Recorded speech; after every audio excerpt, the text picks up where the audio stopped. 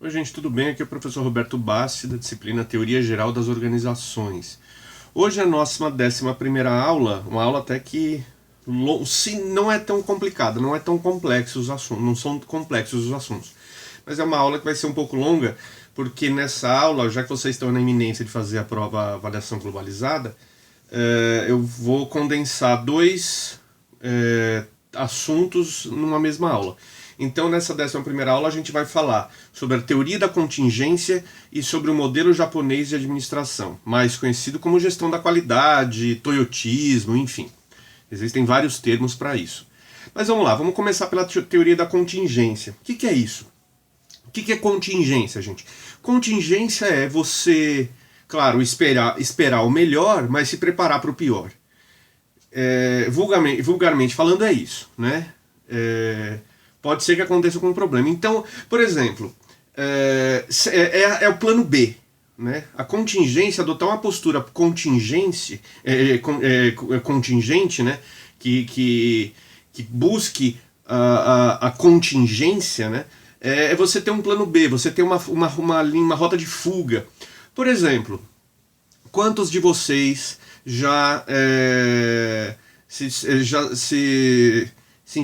se colocar na seguinte situação, estiver na seguinte situação, você tem um trabalho para apresentar, né, na escola, na faculdade, e você fez direitinho sua apresentação lá no pendrive, lá no computador, salvou na sua pendrive e levou para a escola, porque lá tem o computador e você vai projetar os seus slides na tela, lá no, enfim, né?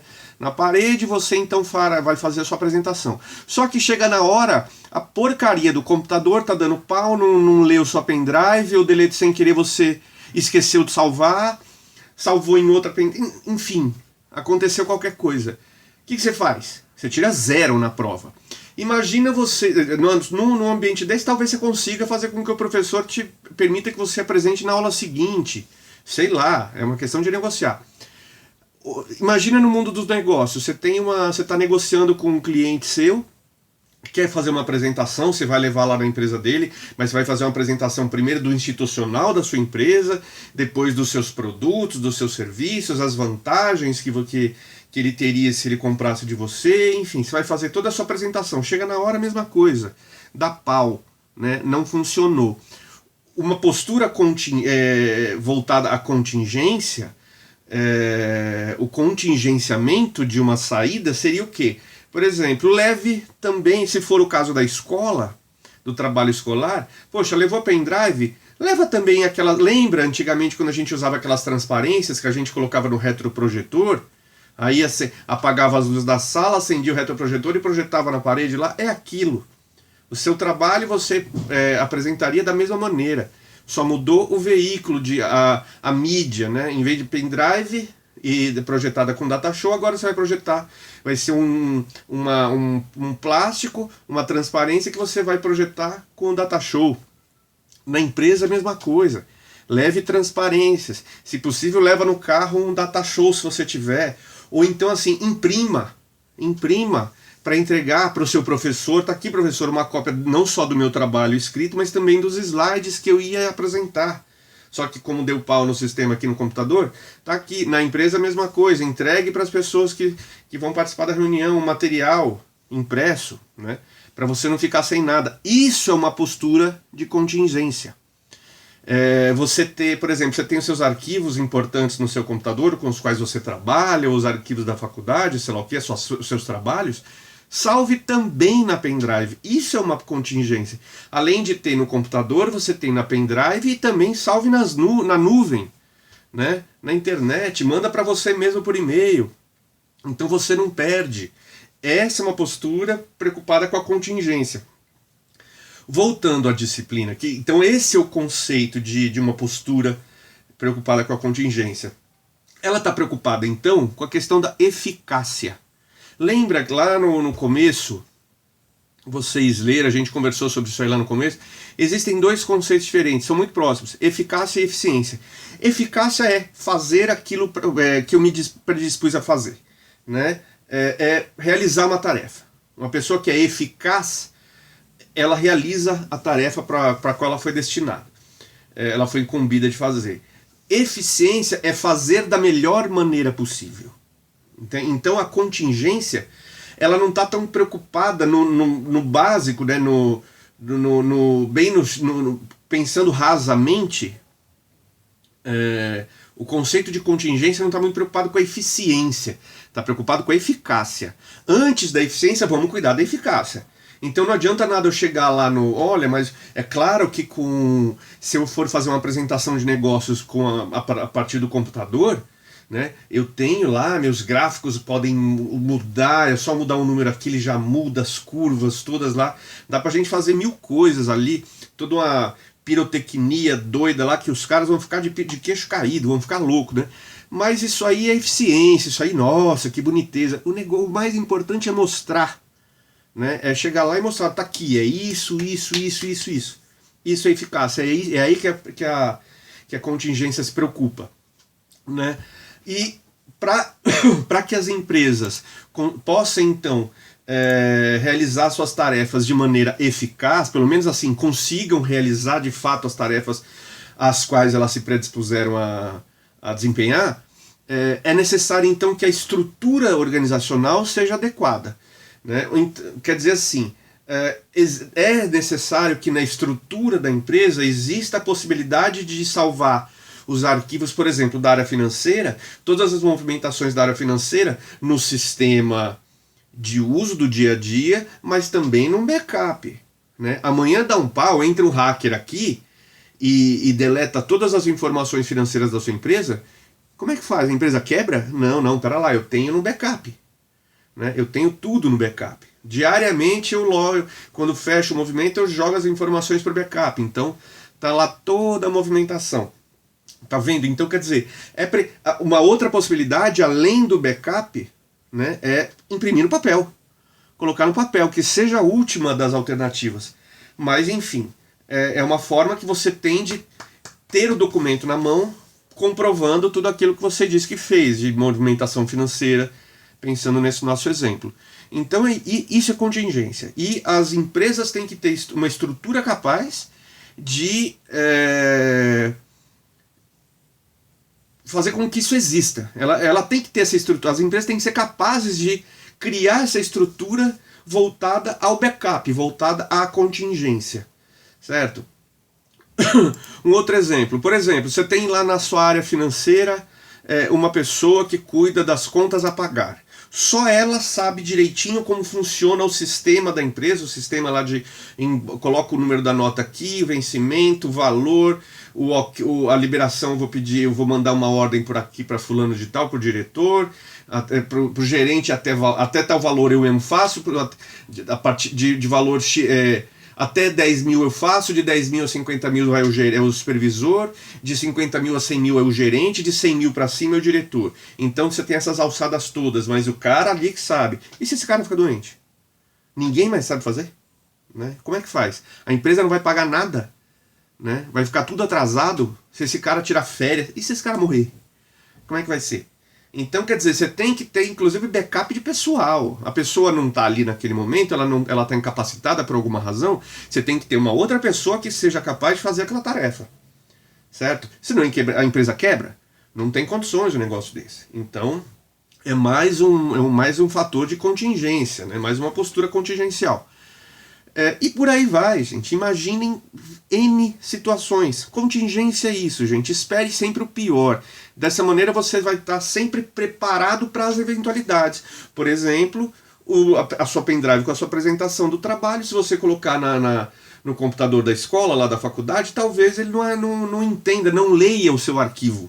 Né? Quantas vezes não aconteceu? Eu, como professor, levava lá o meu notebook, vinha um aluno com uma pendrive, espetava no meu computador, só que o meu computador não lia o Word dele do aluno, porque o Word dele era uma versão lá atrás, antiga, e não se comunicava. O moleque não conseguia abrir então os arquivos dele. Pô, isso várias vezes aconteceu comigo. Né? Então, quer dizer, é preciso que as empresas tenham essa consciência. Certo? Aí, assim, ao longo pensando nessa preocupação, foram realizados alguns estudos a respeito da estrutura organizacional. Por exemplo, tem um pesquisador na primeira metade do século passado, aliás, nos anos 60, ele chamava Alfred Chandler, né? O Chandler ele fez uma pesquisa em cima de 4 grandes empresas americanas. A DuPont, aliás, 4 grandes empresas nos Estados Unidos. A DuPont, se não me engano, é francesa, né? Suíça, não, acho que é francesa mesmo. General Motors, que é a GM, Standard Oil and Company, é uma empresa do setor petrolífero, e a Sears Roebuck, é uma loja, existe ainda nos Estados Unidos, acho que ainda existe, uma loja de departamentos, né? Existiu aqui no Brasil até os anos 90, se não me engano, né? Eu ia muito lá com meus pais, tudo. Tenho até saudade daquela época. Mas enfim, vamos voltar aqui. Nessa pesquisa, o Chandler ele observou que ao longo das últimas décadas nos Estados Unidos, ele fez a pesquisa nos anos 60, mas ele pesquisou nas últimas empresas que já vinham desde o século XIX, por exemplo. Algumas dessas empresas, a Sears é centenária, ela tem mais de 100 anos. Então ele foi analisar como foi a trajetória dessas empresas, como é que foi a caminhada delas. Então ele descobriu que elas passaram basicamente por 4 fases distintas, né? Uma delas, que ele chamou de acumulação de recursos. O que aconteceu? Depois da segunda Revolução Industrial, que foi na metade do século XVIII, a possibilidade de aumento da produção fabril cresceu significativamente, né? Com a máquina a vapor, a possibilidade de produção ela se acelerou em muito, né, perto do que existia antes. E conforme as décadas foram passando, isso aí foi crescendo cada vez mais, se espalhando não só para a indústria têxtil, que foi onde nasceu a máquina a vapor, onde ela foi empregada no primeiro momento, mas para outros setores também. E resultado disso, as empresas foram crescendo numa velocidade muito grande, né? As empresas cresciam. A partir do momento que elas cresciam, elas contratavam mais trabalhadores. Contratando mais trabalhadores, você tem mais pessoas com renda, mais famílias com renda. Consequentemente, o nível de consumo sobe. Aumentando o nível de consumo, era preciso então que as empresas produzissem cada vez mais. Ou seja, elas estavam se tornando, ao longo dos anos, verdadeiros monstros, verdadeiros impérios, né? E passou a surgir uma grande preocupação por parte dessas grandes empresas, relacionada principalmente à sua capacidade de atender o público, o mercado consumidor. Porque se eu não atender, o meu concorrente atende. O medo era esse, né? Imagina, você tem 2 mega empresas voltadas ao setor de vestuário. Poxa, se eu não conseguir atender o mercado consumidor, o meu cliente com certeza vai comprar roupa do vizinho, da fábrica concorrente minha. Então eu não posso correr esse risco, né? Então, adotando uma postura contingente, o que as empresas faziam naquela época? Elas adotaram um sistema de estruturação da empresa chamada integração vertical, desculpa. A integração vertical era o quê? Eu sou uma empresa que fabrica, eu sou uma empresa de roupas. Por exemplo, vamos imaginar, essas várias marcas, né, de roupas, né, Zara, Renner, sei lá o que. Poxa, o que pode acontecer de forma que possa prejudicar? Quais problemas podem acontecer e que podem prejudicar a minha capacidade de abastecer o mercado consumidor com as roupas? Vários problemas. Um deles, por exemplo, matéria-prima. Como é que faz? Né? E se faltar algodão, se faltar tecido? Não pode faltar tecido. De que jeito? Então vamos comprar a fábrica que produz o tecido, certo? Então eu fabrico o tecido. E se o tecido, mas o tecido precisa de algodão? Opa, não tem problema, a gente compra as fazendas que produzem o algodão, certo? Então a loja de roupa, ela passa a ser, além de uma loja de roupa, que é o foco principal dela, mas ela passou a ser dona de fazenda, dona de uma fábrica de tecido. Aí, mas e o transporte? Não, a gente compra a transportadora também. Então ela passou também a ser dona de uma transportadora, além de dona da própria loja, da sua cadeia de lojas, que vamos dizer que tenha no mundo inteiro, no país, lá nos Estados Unidos. Tá vendo? Isso é integração vertical. Ela tem desde a ponta, desde a base até a ponta. O fabricante da matéria-prima, aí do bem intermédio, que é o algodão, a matéria-prima mais básica. Ela é dona também da fábrica de tecido, que transforma o algodão em tecido. É dona também da fábrica de roupa, né, da tecelagem, né, da própria fábrica de roupa. Ela vende roupa, mas ela também fabrica roupa para ser vendida na loja dela. E é transportada com os caminhões dela, essa roupa toda. Então, isso é uma integração vertical. É uma postura contingencial, com medo de... É o tal do just in case. Né? Vocês devem ouvir falar bastante daqui para frente na vida profissional de vocês. Just in case é no caso de. No caso de acontecer alguma merda, eu tenho. Opa, não tem. Eu não tô sentindo falta de matéria-prima, não. Eu fabrico. É a minha fazenda que planta o algodão. Eu não tô refém de nenhum fornecedor, não. Né? Da mesma maneira que eu fabrico meu algodão, eu fabrico meu tecido, também não estou na mão de nenhuma fábrica de tecido, eu fabrico a minha roupa, também não estou na mão de nenhuma fábrica, eu transporto da fazenda para a fábrica de tecido, o tecido para a fábrica e a roupa para a loja, com os meus caminhões, também não estou na mão de nenhuma transportadora, e eu vendo as roupas na minha cadeia de lojas. Né? Então, quer dizer, é claro, a fazenda vende o algodão para a fábrica de tecido, mas é como se tivesse uma calça com vários bolsos, né? Eu proprietário, eu tiro o dinheiro de um bolso e coloco no outro, certo? Eu tô rico, eu continuo rico.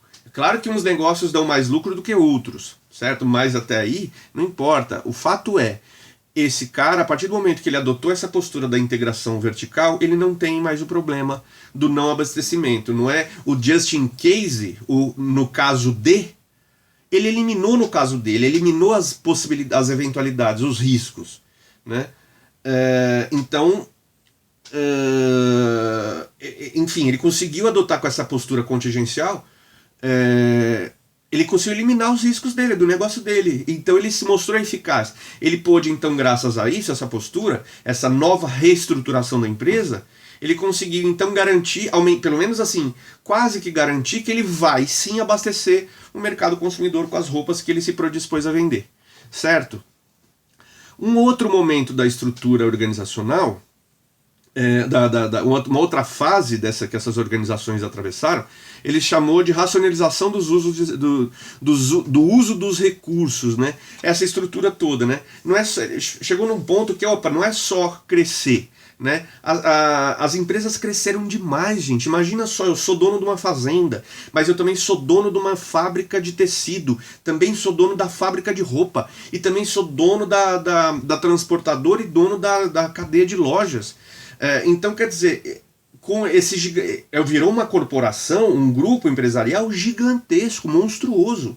Então esse tamanho tornou necessário que essas organizações se organizassem melhor. Né? Elas têm que estar organizadas direitinho, a estrutura delas tem que ser funcional. Né? Tem que ter cada uma delas tem que ter a tarefa, os objetivos para o qual ela existe muito bem estabelecidos. Deve haver uma padronização em termos de autoridade, de linha de comando, de comunicação, de tarefas, um procedimento, uma sequência lógica. Lembra Taylor? Lembra isso aí? Fayol? Estou falando disso, né? Precisa existir uma comunicação clara entre hierarquias, tem que ter uma linha de comando muito bem estruturada, uma sequência nas tarefas. É isso. A gente junta esses conceitos de Taylor e Fayol e aplica aqui, nessa organização das empresas, porque elas chegaram a ser tão gigantescas que é necessário você organizar o funcionamento delas. Né? Tudo que elas fizerem deve ser orientado para um planejamento, né? Não é simplesmente vamos fabricar roupa, vamos fabricar, mas como assim? Que tipo de roupa? Qual tamanho? Que cor? Qual tecido? Que modelo? Sabe? Tem que pensar nisso aí, tem que planejar, tem que organizar a produção. A gente está preparado para fabricar tudo ou só algumas coisas? Como é que fica? Né? Enfim, você tem que... As várias áreas da empresa têm que se comunicar de uma maneira adequada, eficiente. Tá vendo? Agora se começa a pensar na eficiência e não só na eficácia. Também é nesse momento que surge, então, a preocupação nas empresas com a eficiência, né, de fazer melhor, de fazer bem feito, usar de maneira adequada, racional os recursos que ela tem. A segunda fase diz respeito a isso. A terceira fase ele chama de continuação do crescimento, né? As empresas, então, elas conseguiram chegar num modelo mais ou menos racional, organizado, e agora cresce de novo, vamos lá, né? Algumas delas passaram a oferecer, já que elas são donas de vários segmentos. Poxa, o carro-chefe era uma rede de loja de roupa, ok. Mas por que eu tenho que fabricar algodão só para minha rede de lojas? Por que eu não posso fabricar algodão para outras empresas? Inclusive para concorrente meu. Posso. É lucro, é fonte de receita. A mesma coisa o tecido. Por que eu também não posso fabricar tecido para outras marcas? Posso também. Por que eu também não posso usar minha transportadora para transportar as mercadorias dos meus concorrentes? Posso também. Né? Ou seja, você começa então a diversificar os seus negócios. O meu carro-chefe não é mais a loja de roupa, mas agora todas as minhas empresas são geradoras de receita. São potenciais negócios nos quais eu vou investir, vou tentar impor a maior eficiência possível, claro, com eficácia. Né? Óbvio, a prioridade são os negócios do nosso grupo empresarial, mas é claro que cada uma delas pode prestar serviço para fora também. Né? Isso então quer dizer, não só surgiu, isso aí fez com que as empresas, que esses grupos empresariais passassem por momentos assim, como se fossem departamentalização. Existe a empresa, a fazenda do algodão é um departamento do grupo. A empresa que fabrica o tecido é como se fosse o departamento. A empresa que transporta é outro departamento, aqui é outro, enfim. E claro que dentro de cada uma dessas empresas também existe a departamentalização, a divisão de tarefas, né? Que são os verdadeiros departamentos da empresa, como funcionam hoje. Você tem um departamento de financeiro, de departamento comercial, de suprimentos, jurídico, RH, e aí vai, certo? Cada um com a sua função. Sempre, claro, tentando promover da melhor maneira possível a eficiência do geral da empresa, né? Isso é difícil, mas a gente vai falar daqui a pouco. Bom, só para dar um toque aqui, acho que eu vou ter que quebrar essa aula em duas, viu? Enfim, daqui a pouco eu vou gravar outro vídeo só de qualidade para vocês. Vamos lá. Racionalização do uso dos recursos em expansão. É a última fase que o Chandler observou. Nesse momento, ele vê que os canais de autoridade que foram criados lá na segunda fase, naquele momento de estruturação, de criação de uma organização funcional, esses canais de autoridade eles passam a se tornar inadequados para responder às complexidades do ambiente externo. Por quê? Que tipo de complexidade? Por exemplo, vamos imaginar então a mesma loja que vende roupas. Poxa, mas o gosto, a necessidade, a demanda do mercado consumidor, ela muda. Né? Isso muda constantemente. A empresa está preparada a conseguir responder a essas mudanças? Né? E se for em questão de serviços, não só produtos tangíveis, mas serviços, telefonia celular, né? Internet, TV a cabo, as necessidades mudam, o gosto muda, né? As empresas estão preparadas para isso? Se forem ficar rígidas naquelas normas, regulamentos, não, então não pode, porque a norma diz isso, o procedimento padrão é isso aqui. Empresa que ficar muito presa nisso, ela está querendo dizer que o que mais importa é a norma, em vez de satisfazer o cliente. Uma empresa dessa, dependendo do ramo onde ela atua, ela não tem espaço, ela tem os dias contados. Uma empresa que se preocupar mais com a norma, ela tem que atuar em mercados mais estáticos, né? Serviços que mudam muito pouco, aquele serviço que você fica anos e anos e anos e anos, não é aquela coisa que quase não muda nada. Essa é uma empresa que pode, então, e deve estabelecer quais são os melhores procedimentos, as formas mais adequadas de trabalhar, né? Os procedimentos mais eficientes e padronizar, normatizar esses procedimentos e dizer, olha, você tem que seguir essa norma aqui, é assim que você vai trabalhar. E pronto. Agora, empresas que estão no mercado mais dinâmico, por exemplo, empresas de internet, de conteúdo, não sei o quê.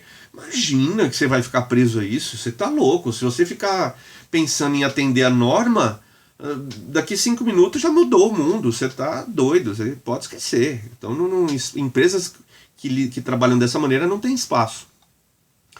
Uma outra pesquisa feita também, nos anos 60, foi uma pesquisa realizada por Tom Burns e Stalker. Eu não lembro, não sei o primeiro nome do Stalker. Burns e Stalker. Né? Eles fizeram uma pesquisa a fim de verificar que relação existia entre as práticas administrativas e o ambiente externo. Né? E o que eu acabei de falar, né? A empresa elas têm que se preocupar com isso. Com qual ambiente eu estou lidando? O mercado, o serviço que eu presto é um serviço estático, não é? Se for um serviço estático, eu tenho que ter o que eles chamam, o Burns e Stalker, de uma estrutura mecanicista, mecanizada, padronizada, é um robozinho. A empresa funciona como se fosse um robô. Ela é programada para trabalhar daquele jeito ali direitinho. Né?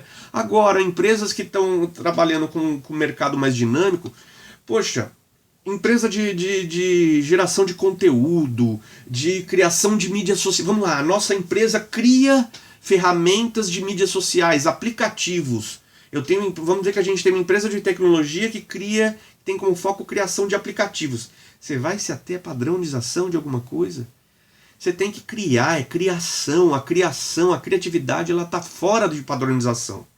Ela tem que ter liberdade, ela tem que ter possibilidade de viajar, a cabeça das pessoas tem que viajar. Então o padrão aqui não tem espaço, não tem lugar, não dá para atuar dessa maneira. Então existem as empresas mecanicistas que devem então seguir aqueles mercados em que a prestação de serviço ou a mercadoria segue um padrão rígido, não se altera quase nunca, e empresas que eles chamam de orgânicas, que são aquelas que estão relacionadas a ambientes mais mutáveis, mais dinâmicos, né?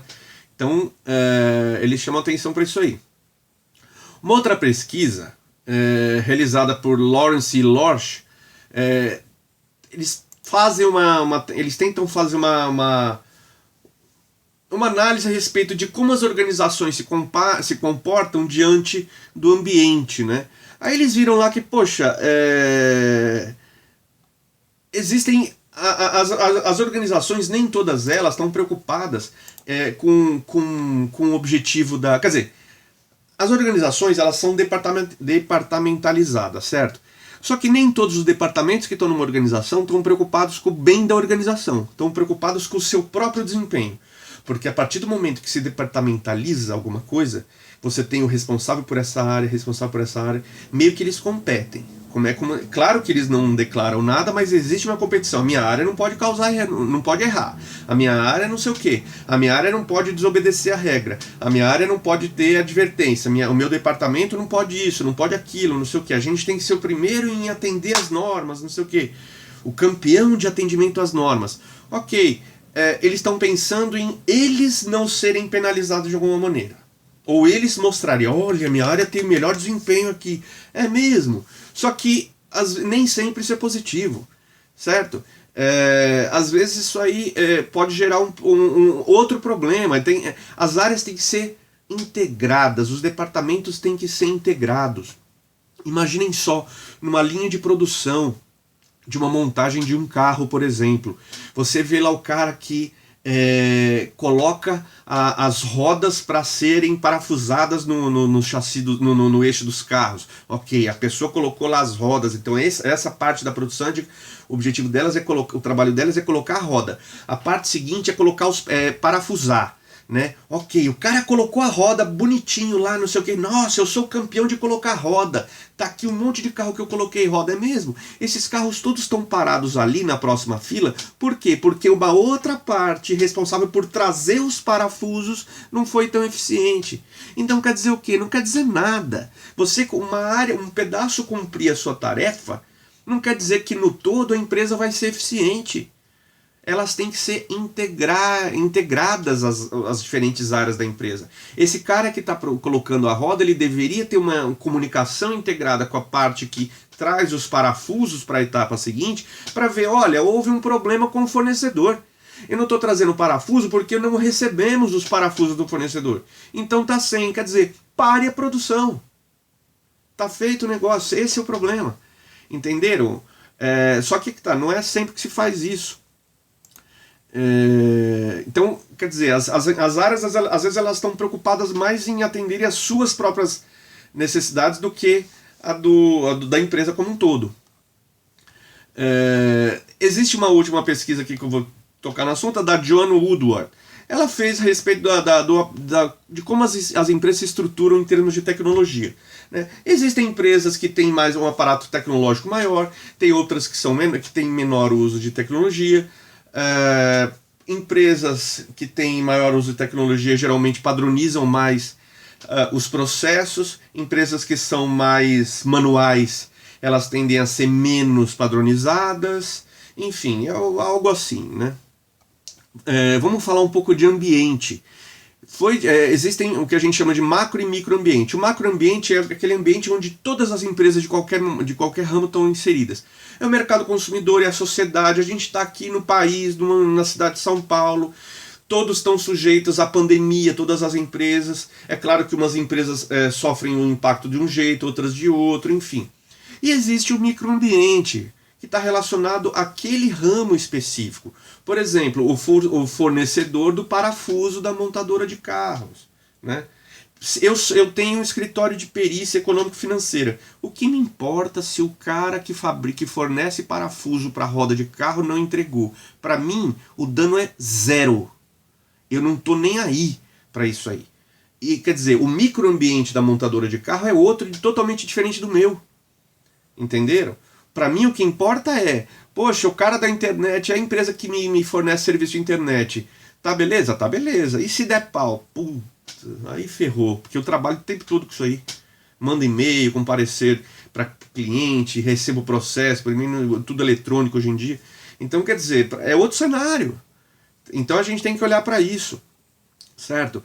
E todos esses cenários eles apresentam problemas, eles podem apresentar algum tipo de problema em algum momento.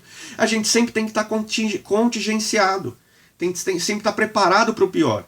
Né? Então sempre pensem naquilo que vocês precisam, naquilo que é mais essencial para o trabalho de vocês. E sempre procurem estabelecer uma estrutura voltada para a contingência. Tá certo? Então é isso, gente. Bom, essa aula até que foi uma aula longa. Eu vou tentar, eu vou tentar gravar ainda o vídeo sobre qualidade, mas eu vou, pelo menos no texto que eu vou enviar para vocês, lá tem o conteúdo sobre de gestão, modelo japonês de administração, tá certo? Boa semana, até logo a todos.